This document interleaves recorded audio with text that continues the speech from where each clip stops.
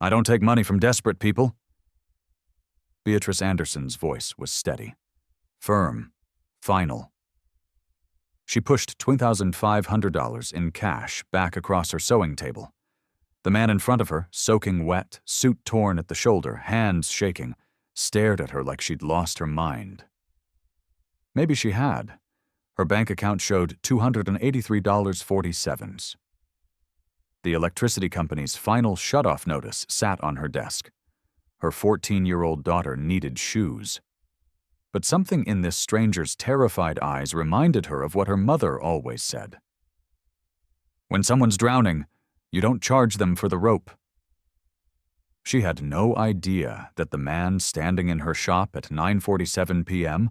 wasn't drowning. He was the ocean that had swallowed her family whole 26 years ago.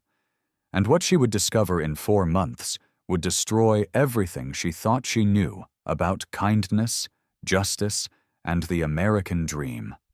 Comment where you're listening from. Subscribe to channel. Beatrice Anderson was 43 years old, and she'd been poor her entire life. Not the kind of poor that's temporary. Not the bootstraps kind. The kind that runs in your blood like a genetic disease, passed down from mother to daughter, generation after generation.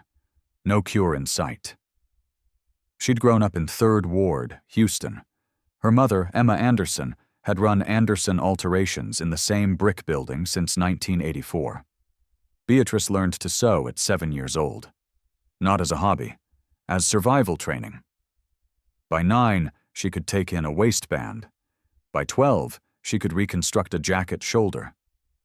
By 15, she could work by candlelight during blackouts, her fingers remembering what her eyes couldn't see. Her father had left when she was 3. Just walked out one morning, never came back. Her mother never talked about him. Raised Beatrice alone, working 16-hour days, 6 days a week, charging just enough to keep the lights on, but never enough to get ahead. "We're not a business," Emma would say, threading her needle by feel in the dim shop. "We're a service. There's a difference." Beatrice went to public school, wore donated clothes, qualified for free lunch. The other kids noticed. Kids always notice. But she kept her head down, got good grades, stayed invisible. She was smart, not just street smart, but actually intelligent. Math came easy. She could see patterns in fabric the way some people see patterns in numbers. She got pregnant at 19. The father, Marcus, promised marriage, promised stability, disappeared the day she told him. She named the baby Nena, raised her in a 1-bedroom apartment above her mother's shop. History repeating itself. But here's what nobody knew. Mini cliffhanger. Beatrice had taught herself engineering principles through sewing. Load-bearing seams, stress distribution, material sciences. She understood tension and compression better than most people with degrees. She'd fixed impossible repairs, wedding dresses torn beyond recognition, vintage suits with no replacement fabric, leather jackets everyone else said were trash. She could have been an engineer, could have gone to college on scholarship. But Nena came. Money got tight, her mother got sick, and survival doesn't leave room for dreams. Now, at 43, she was exactly where her mother had been. Same shop, same struggle, same impossible choice between dignity and rent. The electricity bill was $215, due Friday. Rent was $950, due in 4 days. She had $283.47 in her checking account. The math was simple and devastating. She was $881.53 short with no way to make it up. When the stranger knocked on her door at 8:58 p.m. on that rainy Tuesday night, she almost didn't answer. A woman alone, bad neighborhood, late hour, every instinct said lock the door and ignore it. But she saw his face through the glass. Terror, not anger, not entitlement. Pure fear, and something in her mother's voice echoed in her memory. Fear makes people cruel or kind. Choose kind. She opened the door. 4 hours later, after repairing his $1,000 suit by candlelight during a power outage, after refusing his desperate offer of $2,500 after he left in tears at 1:16 a.m. Beatrice went to bed believing she'd done the right thing. She had no idea she'd just saved the man who'd stolen everything from her family. The next morning started normal. Alarm at 7:00 a.m. 4.5 hours of sleep. Body aching. Fingers stiff from last night's work. Beatrice made scrambled eggs for Nana, gave her daughter the bigger portion like always, sent her to school with a forced smile. She went downstairs at 8:30, flipped the shop sign to open, made coffee in her temperamental pot, sat down at her mother's 1984 Singer sewing machine. 9:45 a.m. A black SUV drove past, slowly, then circled back, parked across the street. 2 people inside, just watching. Samuel, her elderly customer getting a button replaced, looked up from his crossword. That's strange. Very strange, Beatrice agreed. But Houston was a big city. Weird things happened. 10:15 a.m. Different black car. A woman in a sharp suit got out, walked to Beatrice's window, stared inside like she was appraising property, pulled out her phone, made a call while looking straight at Beatrice. Mr. Samuel stood. Beatrice, I don't like this. 10:42 a.m. 3 black vehicles pulled up simultaneously. 8 people in dark suits stepped out, moved toward her shop in formation. Professional, coordinated, terrifying. Lock the door, Mr. Samuel said, already pulling out his phone to call 911. But the lead man was already at the door, already opening it. Miss Beatrice Anderson? Her voice came out smaller than she wanted. Who are you? He pulled out credentials. Richard Sterling, Senior Legal Counsel for Ashford Industries. We need to speak with you immediately regarding last night. I just fixed a suit. Her hands were shaking. I didn't do anything wrong. His face was unreadable. We know. That's exactly why we're here. What happened next will shock you. A woman stepped forward. Tailored suit, confident voice. Miss Anderson, I'm Melanie Brooks, VP of Communications. What we need to discuss is sensitive. We need privacy. Privacy for what? Beatrice backed against her sewing table. Am I being sued? No. Richard's voice was ice. But we need to talk about Gregory Ashford and what you did for him last night. Gregory. The desperate man. The torn suit. The $2,500 she'd refused. What had she done wrong? I helped someone, Beatrice said. That's not illegal. It's not. Melanie's voice softened slightly. But it is unusual, especially when that someone is Gregory Ashford. Another lawyer opened a briefcase, pulled out a tablet. Miss Anderson, do you follow business news? I barely have time to sleep. Beatrice's patience was fraying. No. He turned the tablet toward her.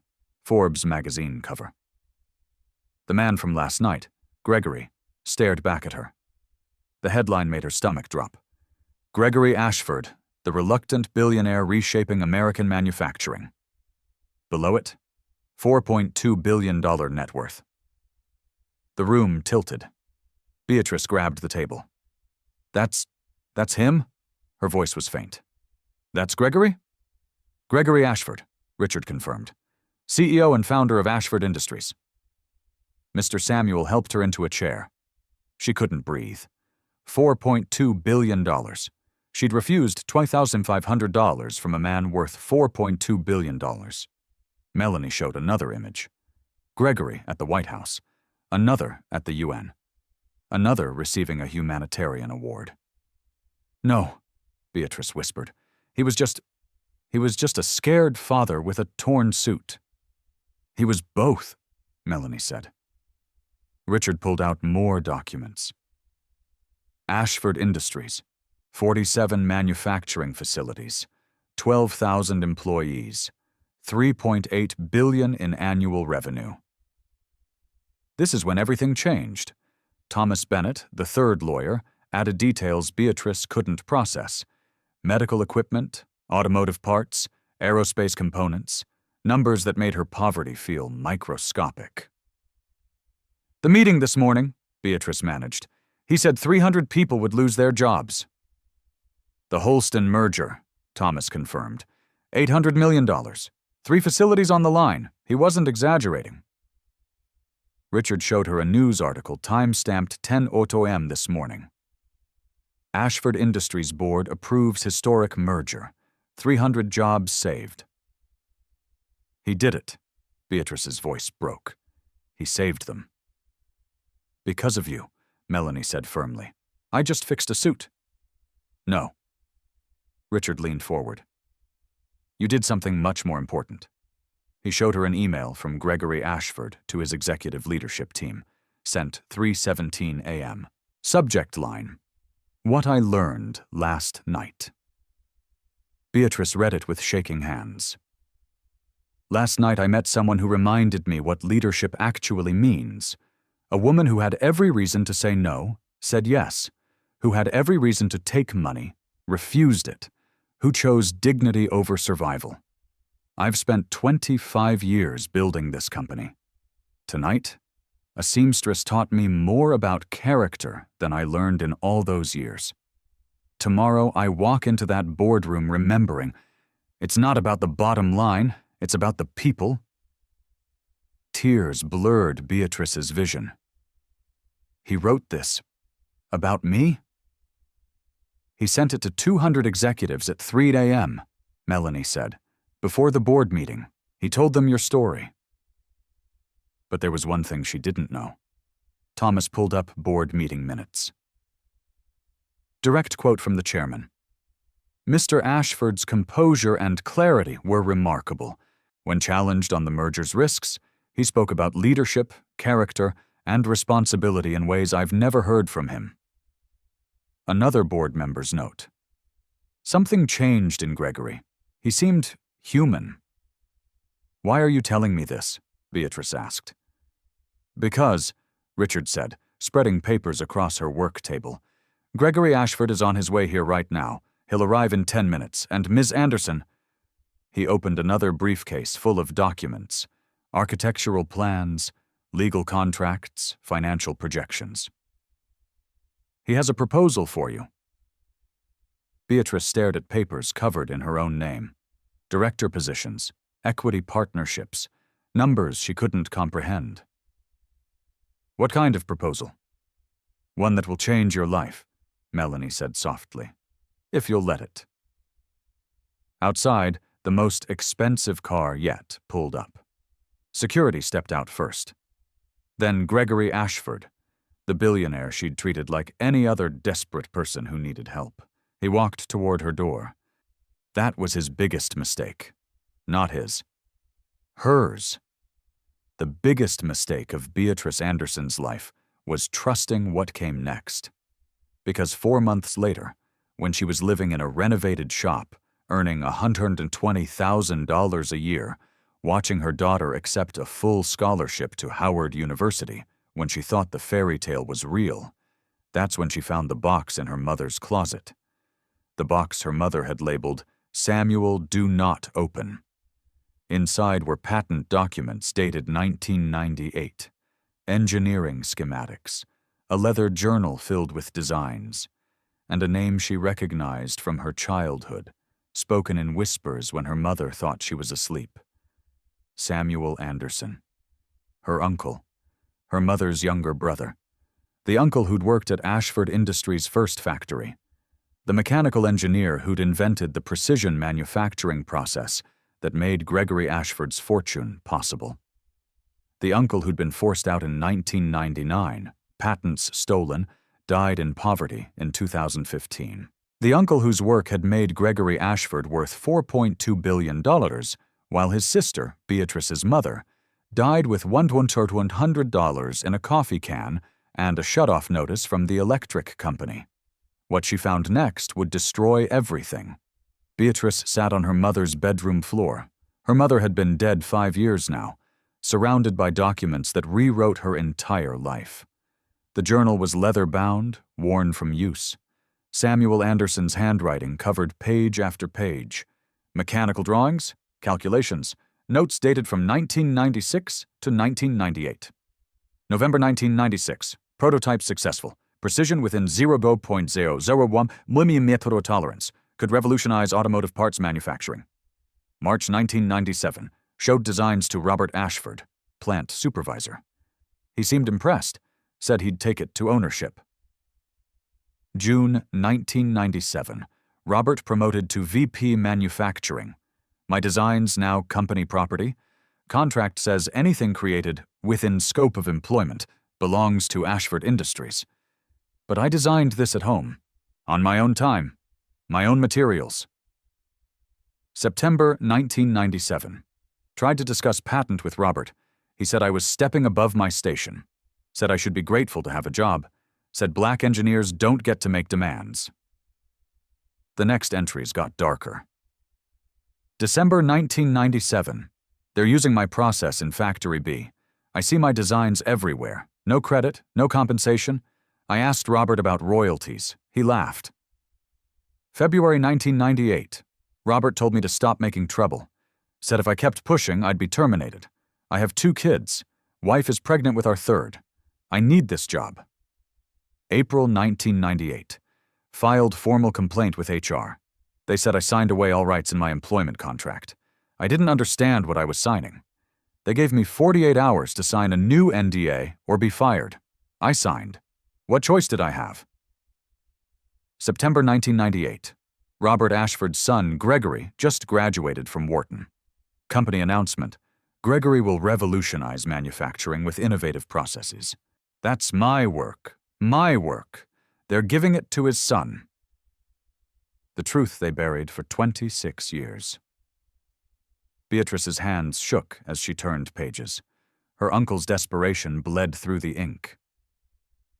November 1998. Tried to hire a lawyer, can't afford one. Legal aid said employment contracts are hard to fight, especially when you signed an NDA, especially when you're black and the company is white and rich. January 1999. They fired me. Insubordination. Blackballed me from every factory in Houston. Can't get hired anywhere. Emma, my sister, is helping with bills, but she's barely surviving herself. I've destroyed my family over pride. March 1999. Gregory Ashford just founded Ashford Industries, using my manufacturing process as the foundation. The news calls him a genius entrepreneur. Forbes predicts his company will be worth hundreds of millions within a decade. July 1999. I am broken. Cannot provide for my family. My wife left, took the kids. I see my designs making millions for the Ashfords while I can't afford groceries. Emma says let it go. Says fighting rich white men only gets black men killed. But it's not fair. It's not fair. The last entry was dated August 15, 1999. I'm hiding these documents with Emma. If anything happens to me, maybe someday someone will care. Maybe someday there will be justice. But I don't believe it anymore. The system isn't broken. It was built this way, built to protect people like the Ashfords, built to crush people like me. Beatrice's tears fell onto the page, smearing ink written 26 years ago. Beneath the journal were patent applications, her uncle's name, filed March 1998, rejected. Reason: prior art exists.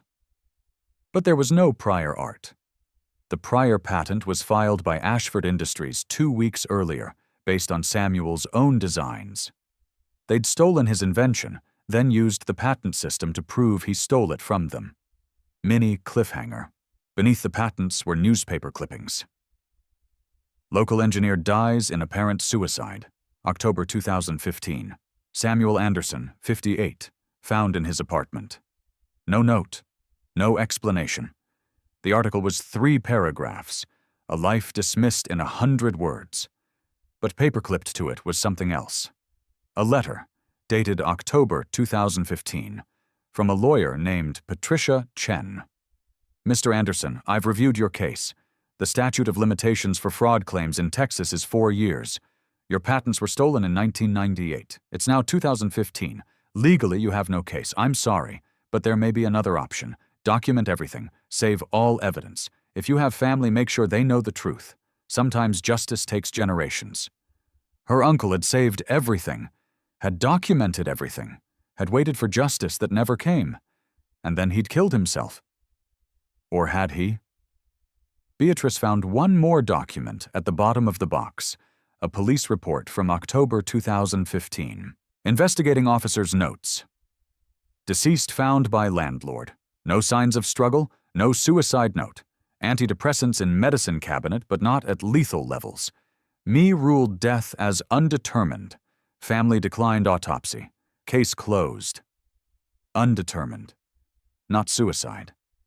Undetermined. Her mother had known, had hidden this box, had labeled it with her brother's name and a warning not to open it. Why?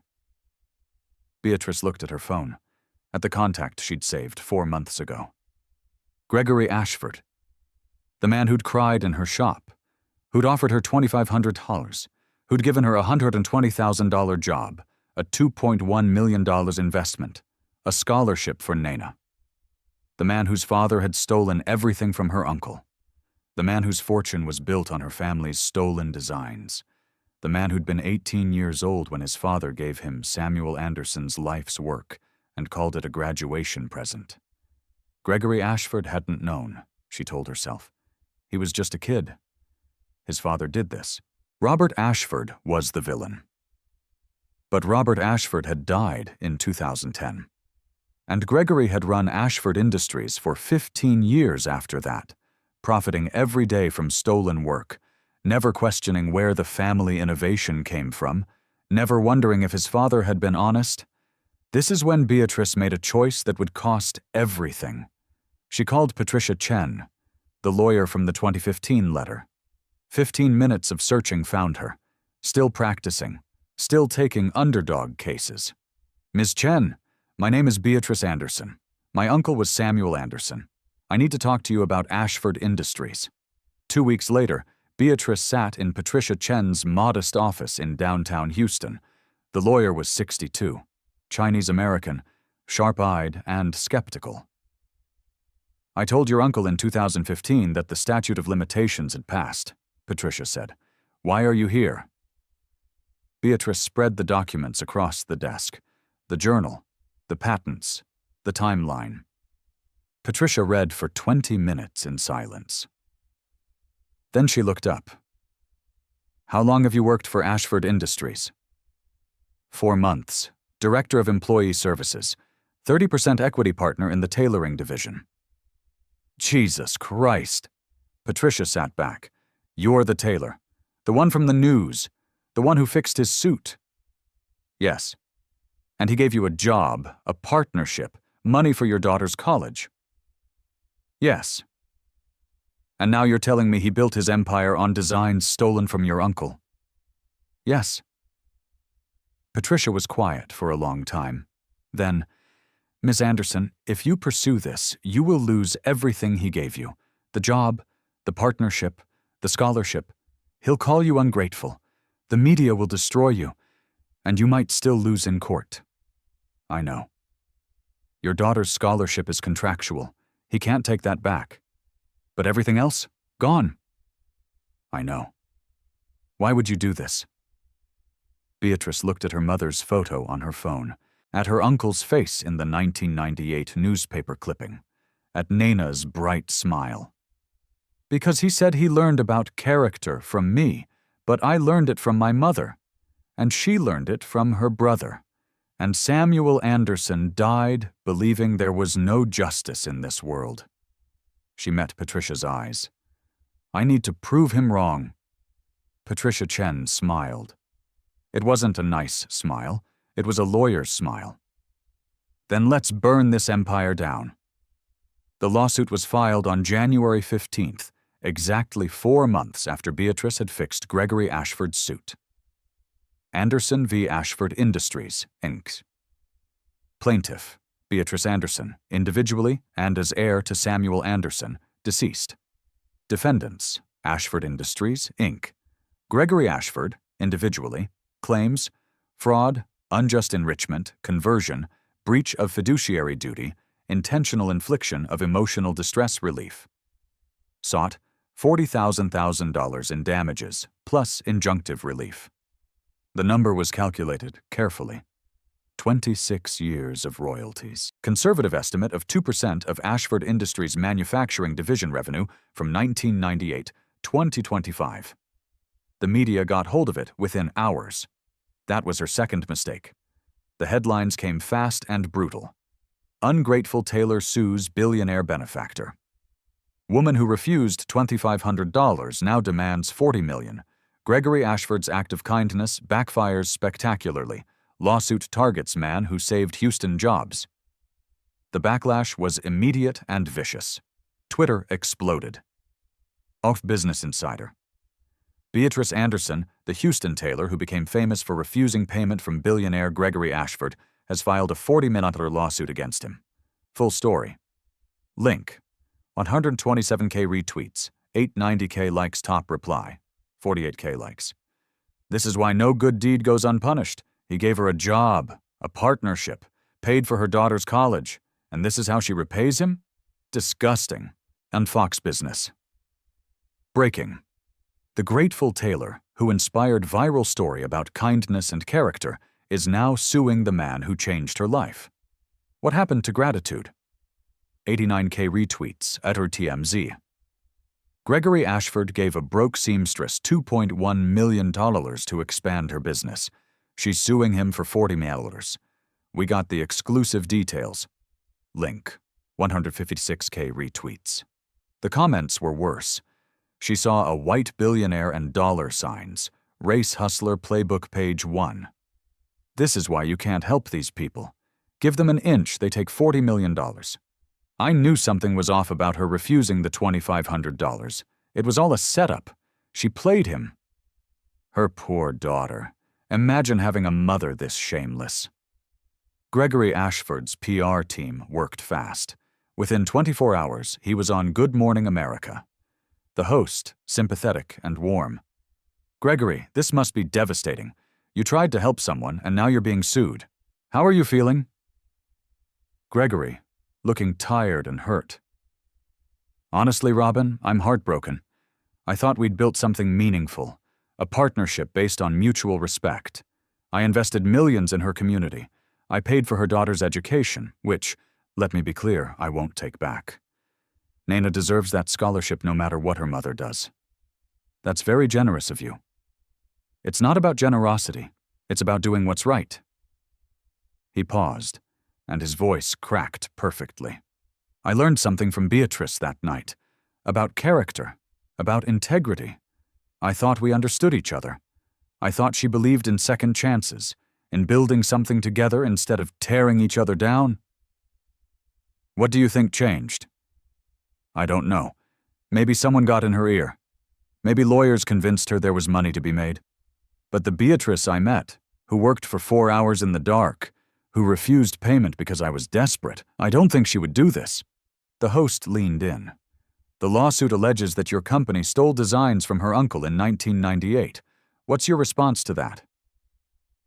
Gregory's face showed perfect sadness. My father, Robert Ashford, built this company from the ground up. He passed away in 2010, so he can't defend himself against these accusations. But I knew my father. He was a man of integrity. Did he make mistakes? Probably, we all do. But deliberately stealing from an employee? That's not the man who raised me. So you deny the allegations? I deny that my father was a thief. I deny that our company was built on stolen work. And I'm deeply saddened that someone I tried to help would make these accusations without any proof beyond some old notebooks that could say anything. What happened next will shock you. The public ate it up. Gregory Ashford, billionaire who saved jobs, who'd been inspired by a poor tailor's kindness, who'd invested millions to help her community, was the victim. Beatrice Anderson, ungrateful, greedy, playing the race card, was the villain. Protesters appeared outside Anderson alterations. Not many, but enough. Signs read, "Gratitude, not greed." Ashford changed your life. Don't bite the hand that feeds you. Someone spray-painted her shop window. Race hustler. Naina came home from school crying. Mom, everyone's saying terrible things. They're saying you're a liar. They're saying we're thieves. Why are you doing this? Beatrice held her daughter. Baby, sometimes doing the right thing makes people hate you. But is it the right thing? Mr. Ashford gave us everything. He gave you everything. He gave us what he could afford to lose, Naina. What he couldn't afford was the truth. But Naina pulled away.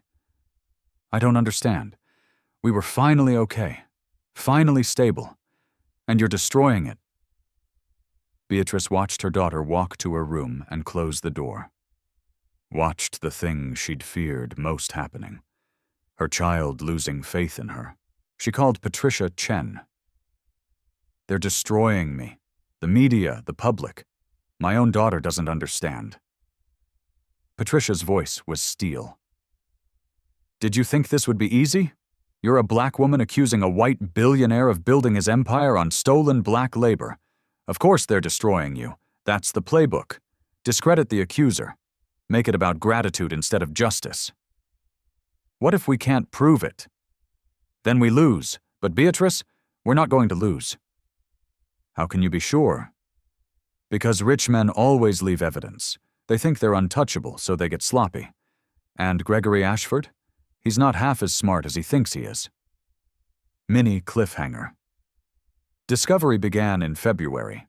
Patricia Chen filed subpoenas for every document Ashford Industries had from 1996-2000. Employment records, patent applications, internal memos, financial statements. Ashford's lawyers, a team of 12 from Winston and Strawn, billing $200 an hour, fought every request, filed motions to dismiss, claimed attorney-client privilege, argued that 26-year-old documents were destroyed per company retention policies. But Patricia had help. 3 associates from her firm, working pro bono. A paralegal named Marcus, who'd grown up in 3rd Ward, who remembered Beatrice's mother's shop, who worked 16-hour days because this is personal, and they had allies Beatrice didn't expect. The first email came in March. Subject line: I worked with Samuel Anderson. Ms. Anderson, my name is James Walsh. I'm 68 years old now, retired. But in 1998, I was a senior engineer at Ashford Industries Factory A. I knew your uncle. He was brilliant. What they did to him was criminal. I watched it happen and said nothing because I was a coward. I can't undo that. But I kept records. I have meeting notes from 1998, where Robert Ashford explicitly discussed optimizing Samuel's designs for commercial application. Basor. I have emails proving they knew the patents were based on Samuel's work. If you're fighting them, I'll testify. The second email came 2 days later, from a woman named Dorothy Martinez. I was Robert Ashford's executive assistant from 1996-2002. I typed the memos where he instructed legal to neutralize the Anderson situation. I have copies. They fired me in 2002 when I threatened to go public, paid me $50,000 to sign an NDA, but NDAs can't protect crime. I'll testify. The third contact came by phone. A man named Gerald Thompson, 71, former VP of Engineering. I quit Ashford Industries in 2001 because I couldn't stomach what they did to your uncle. Robert Ashford was a monster, and Gregory? He knew. Maybe not all the details, but he knew the company was built on something questionable. He just didn't care to ask questions. By April, Patricia had 8 witnesses. People who'd worked at Ashford Industries during the critical years. People who'd stayed silent for decades out of fear, out of NDAs, out of shame. They were ready to talk now. The evidence emerged like a slow-motion avalanche. Document 1, internal memo, dated March 1998, from Robert Ashford to Legal Department. Samuel Anderson situation. Employee is claiming ownership of precision manufacturing process currently in development for Factory B. His employment contract assigns all work product to company, but he's disputing the language. Legal. Prepare termination documents and NDA. We need this resolved before Gregory takes over operations. Cannot have employee claims complicating the transition. Patricia presented it at deposition. Gregory Ashford's lead attorney, Michael Barrett, barely glanced at it. This proves nothing. Employment contracts routinely assign work product to employers. That's standard practice. Even when the work was done outside of work hours, with personal materials, on personal time. The contract language says, within scope of employment. Mr. Anderson's designs related to his employment, therefore company property. Interesting. Patricia pulled out document 2. Email chain, March-April 1998, between Robert Ashford and patent attorney David Klein. Robert, we need to file immediately on the precision process. Anderson is making noise about prior invention. David, if Anderson has prior documentation, we could face challenges. Robert, Anderson is a black factory worker with no resources and 3 kids. We're a $1 million company with the best lawyers in Houston. File the patent. Let him try to fight it. Michael Barrett's face tightened. This is taken out of context. What context makes "let him try to fight it" sound less like deliberate theft? My client's father is dead. He can't defend these characterizations. How convenient. But there was one thing they didn't know. Document 3 was the nuclear option. Patricia had saved it, had verified it with 3 independent forensic analysts, had confirmed its authenticity beyond any doubt. It was a letter. Dated September 1999, from Robert Ashford to Gregory Ashford, handwritten, on Ashford Industries letterhead. Son, you've asked about the foundation of our manufacturing process. The truth is complicated. In 1997, we had an employee, Samuel Anderson, who developed breakthrough designs. Brilliant work. But he was a factory engineer, not management material. Company policy gave us rights to his innovations, but he disputed this. We handled it. He's no longer with the company. His designs are now proprietary Ashford IP. You don't need to worry about the details. Just know that sometimes, in business, you have to be willing to make hard choices. The process is legal. Use it well. Build the empire I started. Dad. Patricia laid it on the conference table during Gregory's deposition in June. Do you recognize this letter? Gregory's face went white. Where did you get that? From your father's files. Do you recognize it? His lawyer put a hand on his arm. Don't answer. But Gregory was staring at his father's handwriting, at proof that he'd known, that he'd been told the foundation of his empire was built on theft, and he'd done nothing. Mr. Ashford, Patricia's voice was gentle now, deadly gentle. You told Good Morning America that your father was a man of integrity, that he would never steal from an employee. But this letter, in his own hand, admits exactly that. So which is it? Was your father a liar when he wrote this letter, or were you lying on national television? Gregory's lawyer stood. This deposition is over. Sit down, counselor. We have 6 hours scheduled and we're using every minute. She turned back to Gregory. The letter is dated September 1999. You would have been 23 years old, fresh out of Wharton, about to take over the family business. Your father told you the truth about where your competitive advantage came from. And what did you do? Gregory's voice was barely audible. I built the company. Using stolen designs. They were legally company property. Legally stolen, you mean? The contracts were designed to trap employees who didn't have resources to fight back. Your father said it himself. A black factory worker with no resources. He knew exactly what he was doing. And so did you. The truth was about to destroy everything.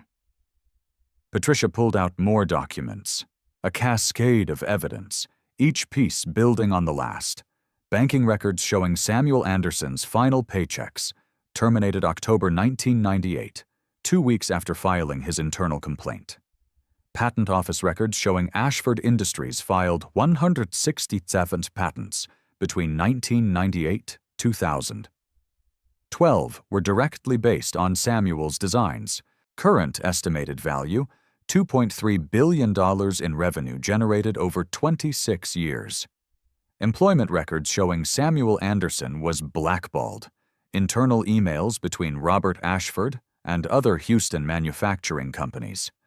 Anderson is a troublemaker, claims we stole his work, do not hire. Financial records showing Gregory Ashford's personal wealth grew from $40 million in 2000 to $4.2 billion in 2025, growth directly tied to the manufacturing processes Samuel invented. Testimony from James Walsh. I was in the meeting when Robert said, "We'll just file the patents first. By the time Anderson realizes what happened, statute of limitations will protect us." They planned it. This wasn't an accident. Testimony from Dorothy Martinez. Robert called Samuel an uppity black engineer who didn't know his place. He said if Samuel pushed back, they'd destroy him. And they did. Testimony from Gerald Thompson.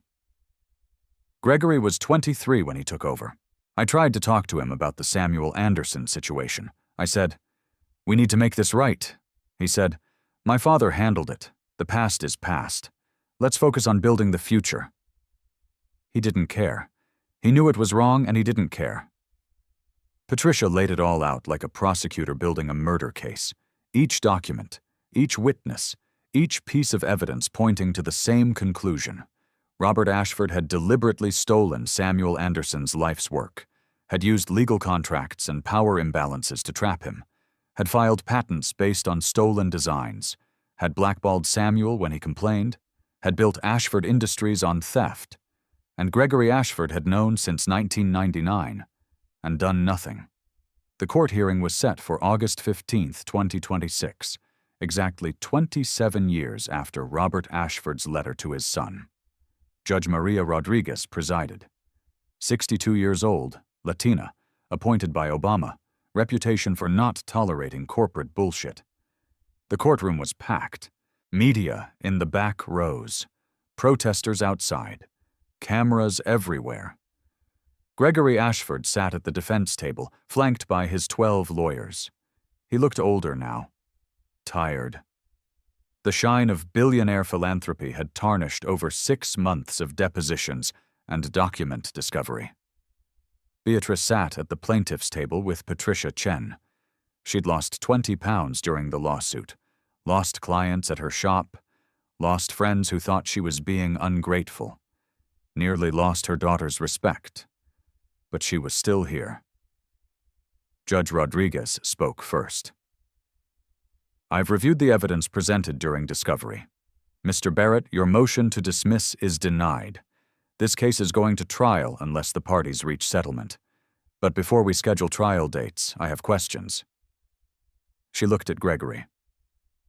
"Mr. Ashford, you've built a reputation as a philanthropist, a man of character, someone who learned about integrity from a struggling tailor who refused your money. Is that accurate?" "Yes, Your Honor." And yet, the evidence suggests your company, your family's company, was built on designs stolen from an employee who couldn't afford to fight back. How do you reconcile those two things?" Gregory's lawyer started to object, but Gregory held up a hand. "Your Honor, my father handled those matters before I took over. I was young. I didn't understand the full implications." "You were 23, Mr. Ashford. A Wharton graduate. You understood business. You understood intellectual property. Your father sent you a letter explaining exactly where your competitive advantage came from. What did you do with that information?" Silence. "Mr. Ashford, I'm asking you a direct question." Gregory's voice cracked. "I built the company. I used the processes. I generated revenue. I created jobs." Using stolen intellectual property. The contracts were legal documents designed to trap vulnerable employees. Legal doesn't mean ethical, Mr. Ashford. You know that. Judge Rodriguez turned to the evidence files. Samuel Anderson earned $42,000 a year when he invented processes that generated billions for your company. He died in poverty. His sister, the plaintiff's mother, ran a failing tailor shop while you built a fortune on her brother's work, and when the plaintiff tried to help you, out of kindness, you gave her a job and a partnership and acted like you were the generous one. She looked at Beatrice. Ms. Anderson, you could have kept quiet. You had a good job. Financial security for your daughter. Why risk it? Beatrice stood. Her voice was steady. Because my uncle died believing there was no justice. Because my mother spent 40 years struggling while the people who stole from her brother got rich. Because my daughter deserves to know that doing the right thing matters, even when it costs you everything. The courtroom was silent. Judge Rodriguez nodded. Mr. Barrett, I'm going to ask your client one more time. Do you want to settle this case, or do you want me to schedule a trial where all of this evidence becomes public record? Mini cliffhanger. Gregory Ashford looked at his lawyers, at the documents spread across Patricia Chen's table, at Beatrice's face, the woman who'd fixed his suit, who'd refused his money, who'd believed in his bullshit about character and integrity. He looked at the letter from his father, at the proof that he'd known for 27 years. We'll settle, he said quietly. The settlement was finalized in September 2026. Terms: $40 million payment to Beatrice Anderson, individually and as representative of Samuel Anderson's estate. Public acknowledgement from Gregory Ashford and Ashford Industries. We acknowledge that Samuel Anderson, a black engineer employed by our company from 1996-1998, made substantial and innovative contributions to manufacturing processes that became foundational to Ashford Industries' success.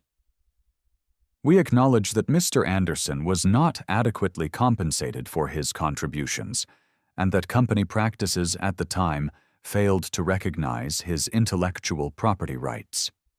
We deeply regret the harm caused to Mr. Anderson and his family.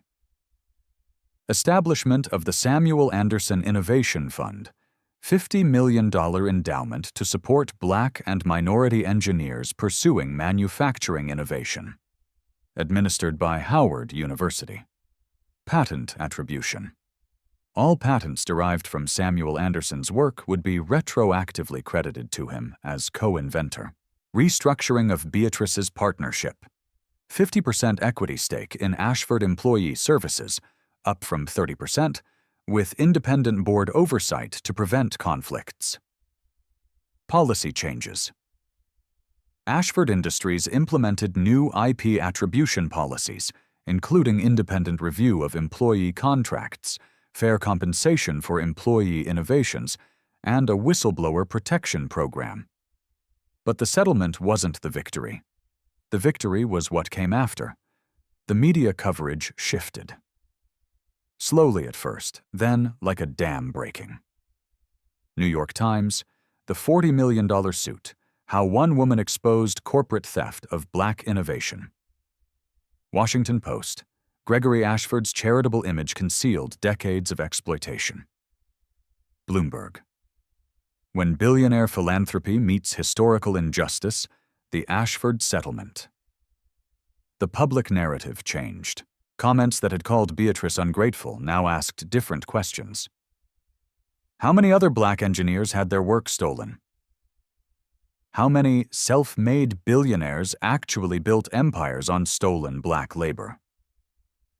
Why did it take a lawsuit for Ashford to acknowledge what he'd known for 27 years? 3 other former Ashford Industries employees came forward with similar claims. The company settled those too. Quietly. Industry publications ran investigative pieces on IP theft from minority employees. Congress held hearings on employment contract reform. Law schools added case studies on the Anderson versus Ashford settlement. Nana, who'd been angry and confused during the lawsuit, wrote an essay for her college application titled, "What My Mother Taught Me About Justice." She got into Howard's engineering program with full scholarship from the Samuel Anderson Innovation Fund. The fund's first year supported 47 Black engineering students. By year 3, 200. By year 5, the endowment had grown to $120 million through additional donations. Samuel Anderson's name, forgotten for 27 years, now appeared on university buildings, scholarship programs, engineering awards. And Beatrice? She kept running Anderson alterations, kept hiring local seamstresses, kept offering free alterations to job seekers every Saturday. But now she did it without worrying about electricity bills or rent. She used $10 million of the settlement to establish an IP legal defense fund for employees fighting patent theft. Free lawyers for people like her uncle, who couldn't afford to fight. She donated $5 million to Third Ward community programs, after-school STEM education, small business grants, housing assistance. She invested $15 million in a trust for Nana and future grandchildren. She kept $10 million for herself. Bought a modest house in the same neighborhood. Nothing fancy. She didn't need fancy. The remaining settlement funds went to causes her mother and uncle would have supported: scholarships, legal aid, community development. And Gregory Ashford? His reputation never recovered.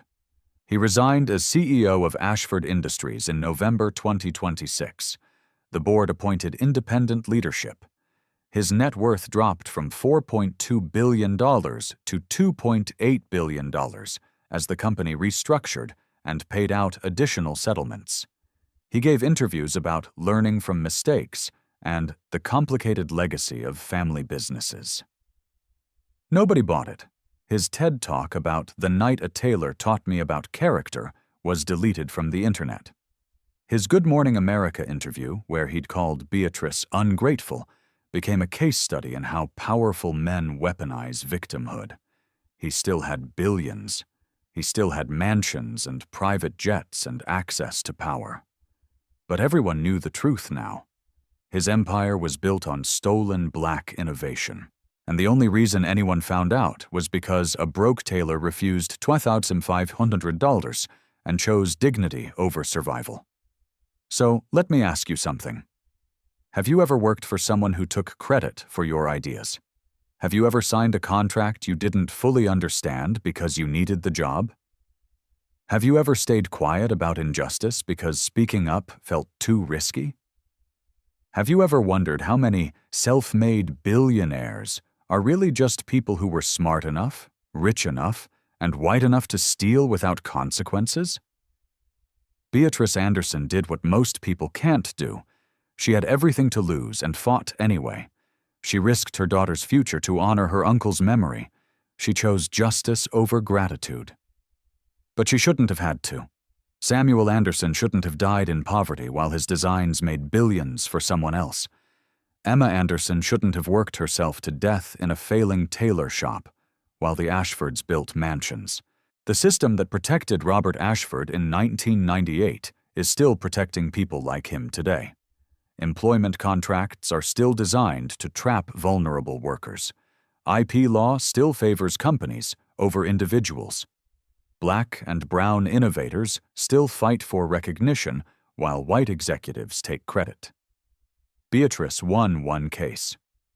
But the war is far from over. If this story made you angry, good. Use that anger. Check your employment contracts. Document your innovations. Support legal aid organizations that help workers fight back. Vote for politicians who reform IP law. Share stories like this until the truth can't be buried anymore. Drop your story in the comments.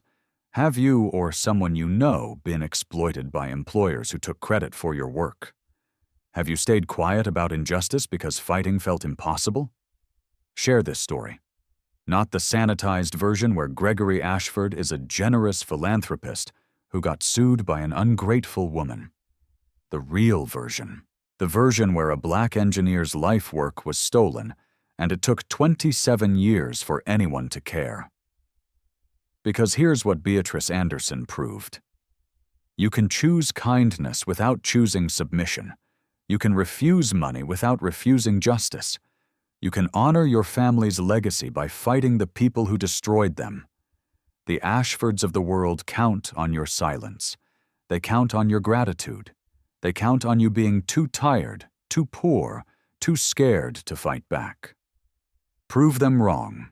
Subscribe to channel for more stories about the people who refuse to stay silent. Stories about the lawsuits that expose decades of injustice. Stories about the truth they tried to bury. Stay just. Stay loud. Stay free.